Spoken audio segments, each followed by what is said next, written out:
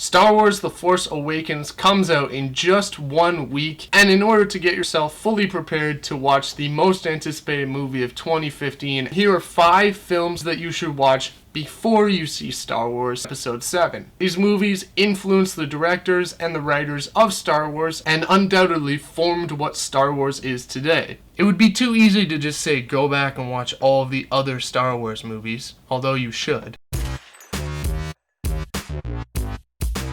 Hidden Fortress was actually the movie that George Lucas took the most from. When he was just starting out as a filmmaker, was strongly influenced when he was introduced to the Japanese works of Akira Kurosawa. Hidden Fortress is about 2 peasants that escape an imperial army and save a princess and a general from said army. Doesn't that kind of sound like C-3PO and R2-D2 saving Princess Leia and Luke Skywalker? Throw in Han Solo and Chewbacca into the mix, and there you have Star Wars. Not to mention that George Lucas's inspiration for the character designs of the Jedi and the Sith, including Darth Vader, are strongly resemblant of samurai culture with the robes, the swords, and the headgear. At the time when Akira Kurosawa was making movies, there were only 2 types of Japanese films, Gendai Geki and the Jidai Geki, which is where the word Jedi comes from. Moving on. Blade Runner was a movie that came out just after Star Wars, and it even starred Harrison Ford. As well, according to some online sources, Ridley Scott took inspiration from Star Wars, turned it darker and gloomier, and threw that into Blade Runner. So in order to get a feel for the Star Wars universe and sci-fi in general, Blade Runner is also a good one to touch up on just because it stands with the greats. Next on the list, Apocalypse Now.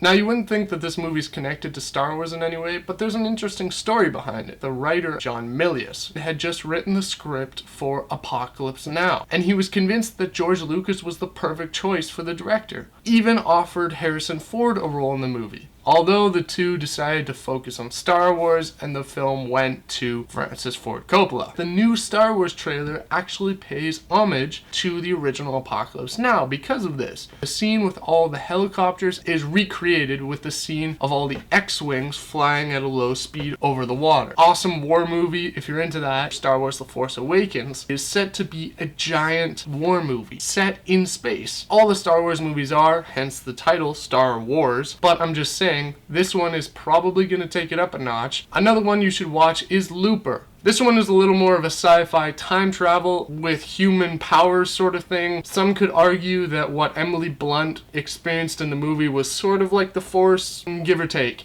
The connection is that the director is Rian Johnson, and he is in charge of Star Wars Episode 8.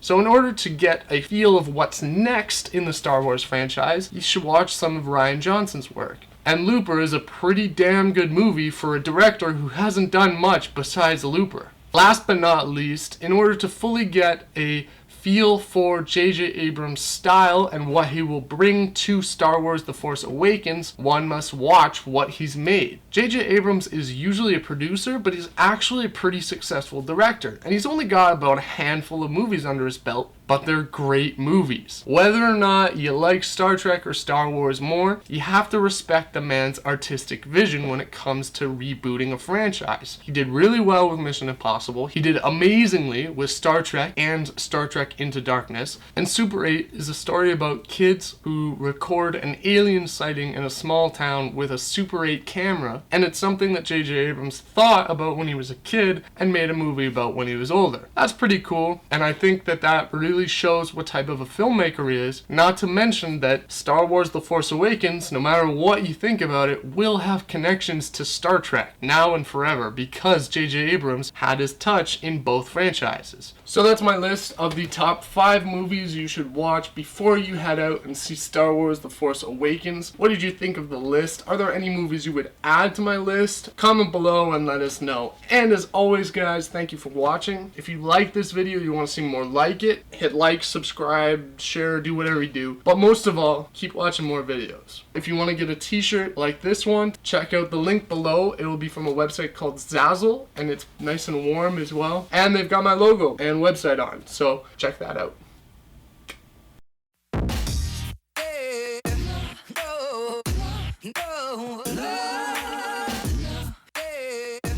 No.